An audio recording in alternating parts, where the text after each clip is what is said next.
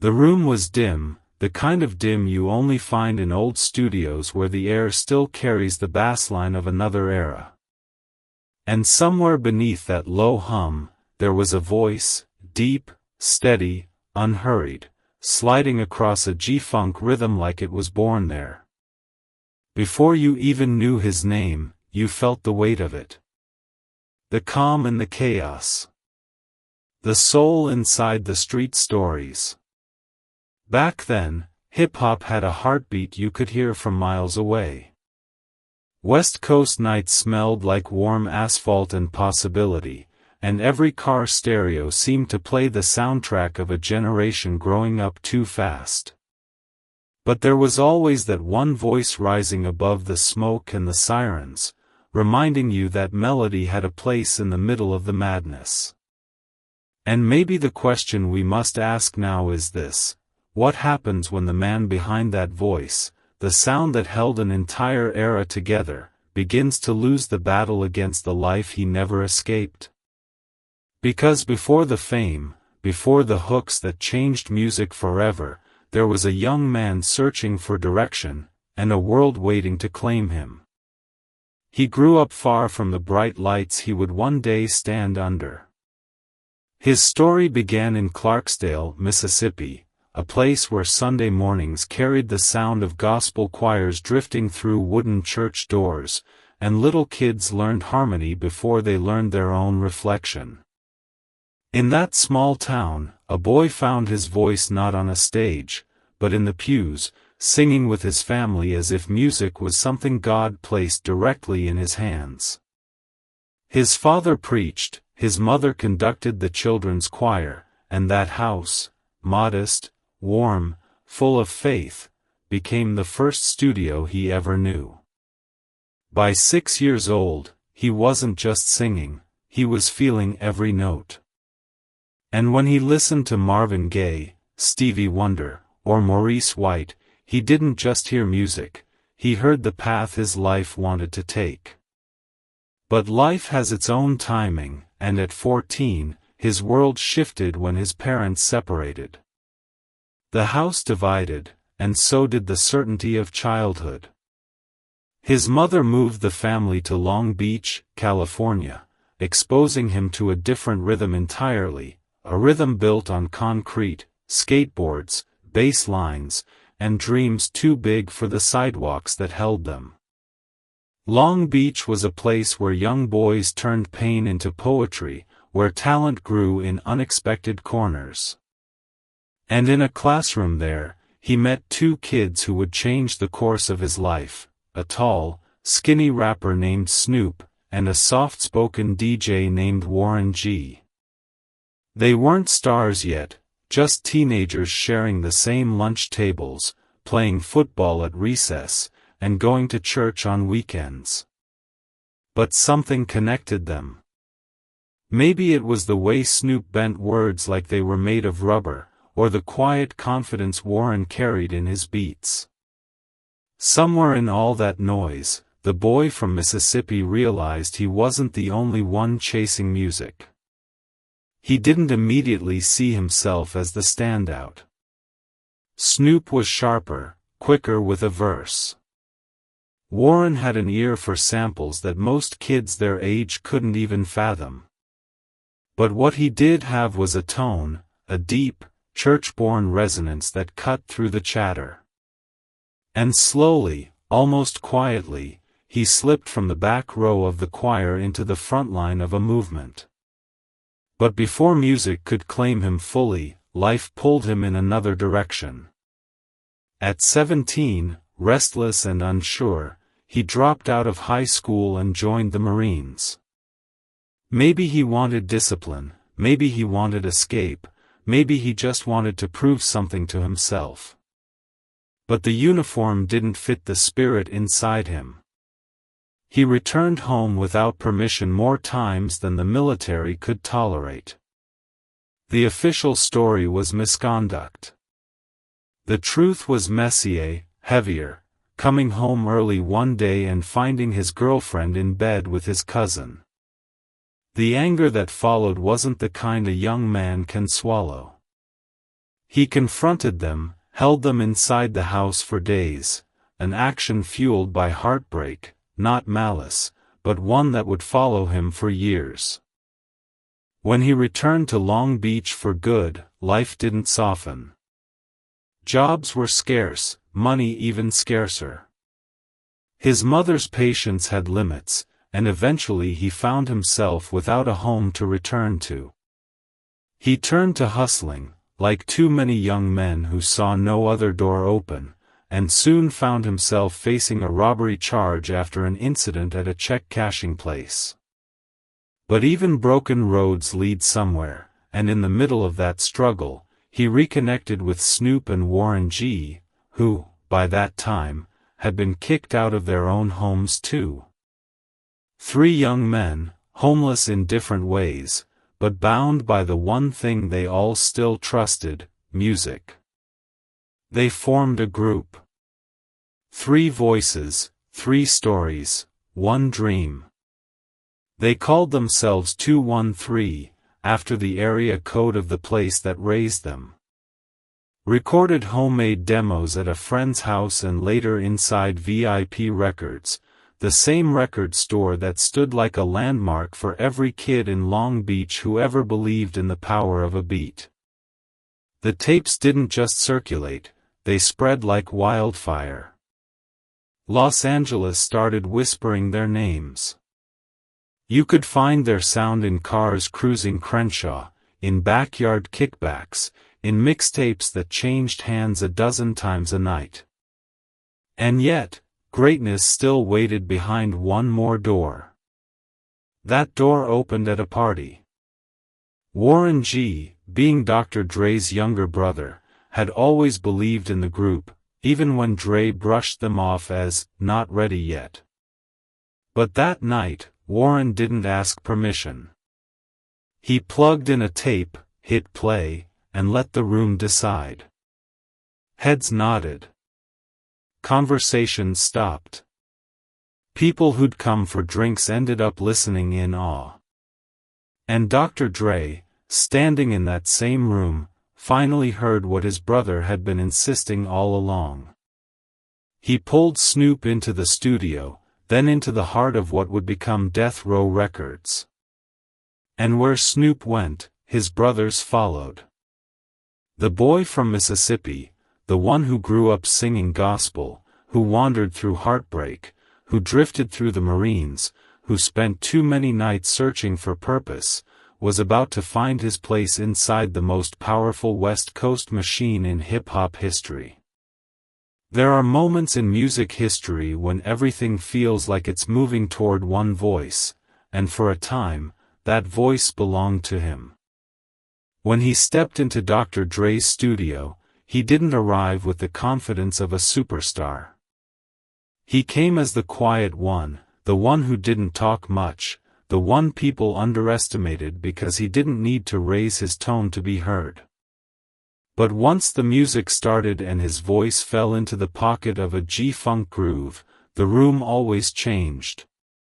Heads lifted. Conversations stopped. Engineers leaned forward. There was something ancient in that sound, something church-born yet street-raised, a mix that nobody else had ever quite captured. And then came the Chronic. The album wasn't just a release, it was a cultural shift. It rewrote what West Coast hip-hop could be, and in the middle of it was that unmistakable vocal presence. On D's Nuts and Lil Ghetto Boy, he didn't sing like a guest. He sang like a narrator, tying Dre's world together with a smoothness that made even hard stories feel melodic. Listeners who had never heard of him suddenly couldn't imagine the music without him. But what happened next proved that his rise wasn't a coincidence, it was destiny. When Snoop Dogg began building Doggystyle, the chemistry was undeniable. And then came one of those songs that never really leaves a generation, It Ain't No Fun, If the Homies Can't Have None. It wasn't just catchy, it was iconic. The kind of record people still shout word for word at reunions, barbecues, and block parties. Behind its playful bravado was his voice, calm, deep, joyful, hypnotic, turning a simple hook into a cultural moment that still hasn't faded. By then, the industry knew his name. But it wasn't until Warren G. called him with a simple idea that everything truly exploded. Warren had just signed with Def Jam and imagined a record built around back-and-forth storytelling, a West Coast answer to the classic duet tradition. What they created was Regulate. Nobody saw it coming. Not Dre, not Suge, not the labels, not even the artists themselves. The song shot to number 2 on the Billboard Hot 100, hit number 1 on the rap chart, and earned a Grammy nomination. It became the heartbeat of the Above the Rim soundtrack and cemented both Warren G. and him as national stars. For hip-hop fans, especially black listeners across America, it was more than a hit. It was a moment of pride, a reminder that the West Coast could dominate the charts without bending to anyone else's rules. Everywhere you went, from Oakland to Houston to Atlanta, somebody had Regulate on repeat. But behind the scenes, success brought tension. Suge Knight didn't appreciate that Def Jam was benefiting from an artist he believed belonged to death row. Deals were threatened. Video appearances were blocked. Managers argued. But the public didn't see any of that. All they heard was the voice, strong, silky, unmistakable, becoming part of the soundtrack of the entire decade. And the momentum didn't stop. When Tupac landed at death row, the studio changed overnight. The energy was faster, darker, more intense. But even in that storm, Pac understood the value of the singer whose presence steadied every track he touched. They had worked together before, but All Eyes on Me made it official. Songs like Scandalous and It's All About You felt bigger because of him. Pac brought the fire, Snoop brought the flavor, Dre brought the structure, but he brought the soul. There were nights when the studio felt dangerous. Fights broke out. Engineers walked out bleeding. People carried grudges and guns in equal measure. But he came anyway, sometimes wearing a bulletproof vest, because music was the one place he knew exactly who he was. If anyone doubted his toughness, they didn't doubt it for long. Stories floated through the industry, about confrontations backstage, about stepping up when others stepped back, about moments when the calm singer from Mississippi showed the room he was no stranger to the streets. Even the ones who clashed with him later admitted it, he didn't scare easy. Still, amid the chaos, his work kept shining. Death Row was falling apart, Suge headed to prison, Dre walked away, the studio raided by federal agents. But the singer at the center of so many classics kept finding ways to elevate the music. Even when his own debut album was delayed, shelved, mishandled, he stayed working. Stayed delivering. Stayed essential. That's what made him different. Other artists needed the spotlight. He only needed the mic. And the industry noticed. Soon everyone, East Coast, West Coast, down South, wanted one thing, his voice on their hook. He wasn't a rapper. He wasn't just a singer. He was the glue. The bridge. The element that made a song feel complete. In the golden age of hip-hop, when every region fought for dominance, he became the one sound everybody agreed on. Success can lift a man higher than he ever dreamed, but it can also expose every crack he's been carrying since childhood. And for him, the cracks began to widen just as his voice reached its greatest demand. By the early 2000s, artists across America were fighting for a chance to have him on their hooks. A single chorus from him could turn a street record into a radio staple, a mixtape track into a classic. But while the world celebrated his sound, his personal life started collapsing under the weight of unresolved pain, heavy drinking, and the chaos that had followed him since the death row years. It began quietly, with arguments, nights out that lasted too long, relationships strained by the pressure of fame. But soon the headlines grew louder. There were accusations, assault, kidnapping, arson, threats. Some charges were dropped, others dismissed, some simply became part of the growing legend of a man whose private battles never matched the calmness of his public voice. When he was on the Up in Smoke tour with Dr. Dre himself paid $1 million to bail him out of jail.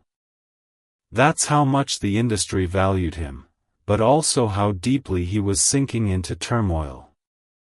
Still, through the storms, the hooks kept coming. I Got Love. Area Codes. Gangsta Nation. 21 Questions. Every time that familiar baritone slid into a song, the world forgot the headlines and remembered the genius. Fans didn't see the sleepless nights, the broken relationships, the growing drinking habit. They saw the man who could turn a beat into a memory. But those closest to him saw the signs. They noticed the bottle, Hennessy, mostly, held a little too tightly, emptied a little too quickly. They saw the shift in his eyes when he became Buddy Love, the name his circle used for the version of him that surfaced when alcohol took over. Buddy Love wasn't gentle, wasn't patient, wasn't the quiet church singer from Mississippi. Buddy Love carried the hurt of a lifetime and threw it at anyone who got too close. Then came the accident. A violent rollover crash with his girlfriend LaToya Calvin left him bloodied, dazed, stitched at the scalp, battling internal bleeding. Doctors warned him to rest. But some performers don't know how to stop, even when their body begs them to. He checked out of the hospital early, against medical orders, to go perform a show in Las Vegas. The stage called him louder than the pain. And when he walked off that stage, he didn't choose recovery. He chose the bottle. A few months later, life struck harder. His left side went weak. His face fell. Words slipped away from their places. It was a stroke. The kind that changes everything. And yet, miraculously, his voice, the very thing the world knew him for, survived untouched. Snoop came to the hospital to see him, and there on the bedside table was the same bottle of Hennessy, waiting like an old friend he could never quite let go. Most men would have slowed down after that. But he wasn't most men. He tried to rebuild. And somewhere inside him, a desire to return to the spiritual roots of his childhood began to grow. He started forming a gospel choir. He wanted his mother and father, who had spent years avoiding his music because of the language, to hear something from him they could claim with pride. Footage of the choir still floats online, proof that the boy from Mississippi never truly left the church behind.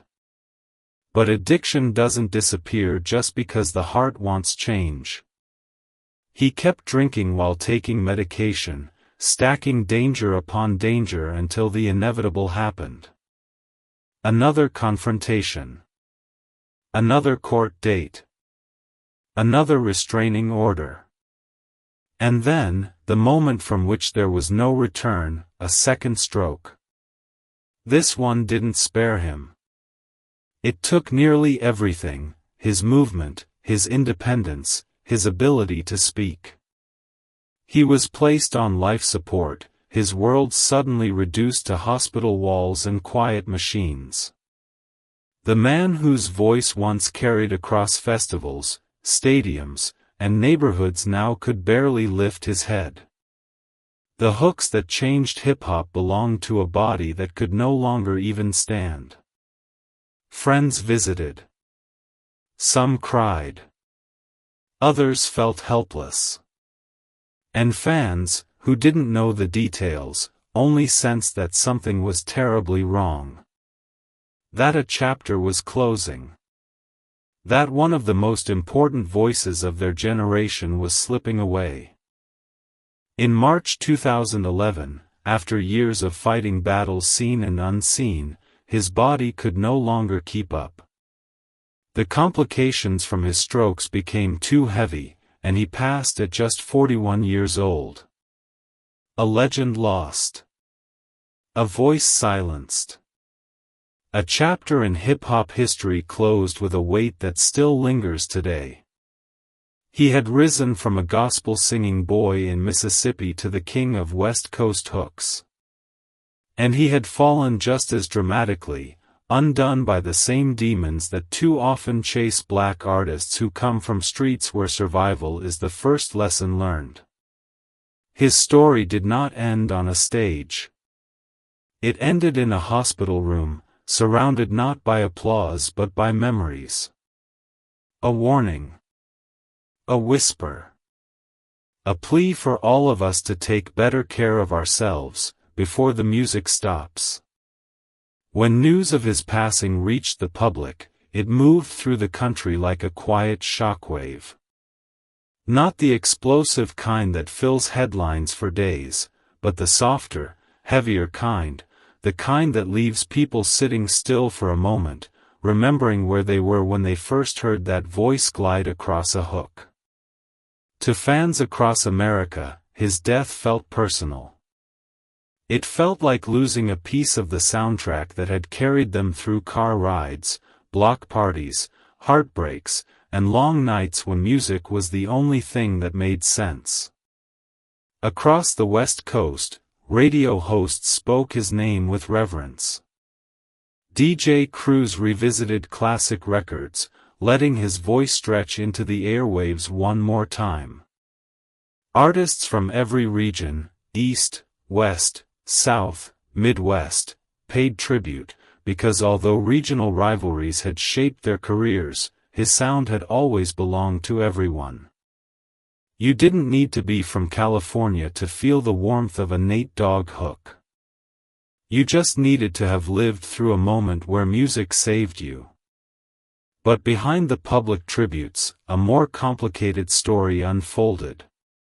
His family, still grieving, was forced into legal battles over his estate. Because the divorce from his wife wasn't finalized, she became the default controller of his assets. His son raised concerns, claims of manipulation, of unanswered questions, of a marriage entered when his father was no longer mentally well enough to consent. These conflicts left fans uneasy. They weren't used to seeing his name attached to courtroom filings instead of album credits. Then came the financial reckoning. Medical facilities demanded payment for the months he spent fighting for his life. His manager insisted he was the only one who stepped forward, saying the stars Nate had helped, stars who built hits on his hooks, did not contribute. Other industry voices fired back, pointing toward mismanagement and publishing deals gone wrong. To many Americans watching from the outside, it felt like a familiar story, an artist who gave the world so much, only to leave without financial protection for his own family. Still, despite the conflict, the tributes kept coming. A new headstone was crafted. His sons entered the music world, their voices echoing the same smoky smoothness that defined their father. And people across the country, especially older black listeners who had grown up with G-Funk, found themselves reflecting on what his legacy meant. Because in the end, his story wasn't just about music. It was about America itself, its pressures, its temptations, its beauty, its pain. A reminder that even legends can be fragile. A reminder of how easily the brightest voices can fade if we don't protect them. There are voices that fade when the era changes, and then there are voices that stay, floating somewhere between memory and melody, carrying the weight of every street corner, every late-night drive, every moment when music offered comfort that words alone could not. His voice was that kind of voice. Smooth enough to calm a room, strong enough to lift a chorus, honest enough to make even the toughest stories feel human. And though his life ended far too soon, what he left behind never belonged to just one generation. It belonged to anyone who ever found strength in a song that told the truth. His path was full of triumphs, but also full of warnings, about stress, about addiction, about the body keeping score long after the applause fades. For many Americans, especially older listeners who lived through the rise of West Coast hip-hop, his story is more than entertainment. It's a reminder of how fragile a talent can be when the world praises the art but overlooks the person carrying it. A reminder that health, rest, and care are not luxuries, they're survival. Yet despite the pain, his legacy stands tall. Every time a rapper looks for a hook that feels warm and timeless, every time a producer wants that blend of soul and street, every time a young singer learns that vulnerability can live inside a bassline, that is where he lives on. In the music. In the culture. In the hearts of the people who grew up with him, mourned him, and still play his records with the same respect they had decades ago. And maybe that's the gift he left us, the understanding that greatness isn't only in how high someone rises, but in how deeply their voice settles into our lives. So I'll ask you this, as we close his story. What song of his carried you through a moment? What memory still rises when his voice hits the first note? If this story made you think, or remember, or feel something real, stay with us. There are more stories worth keeping alive. Until next time, keep his voice playing, and keep his legacy alive.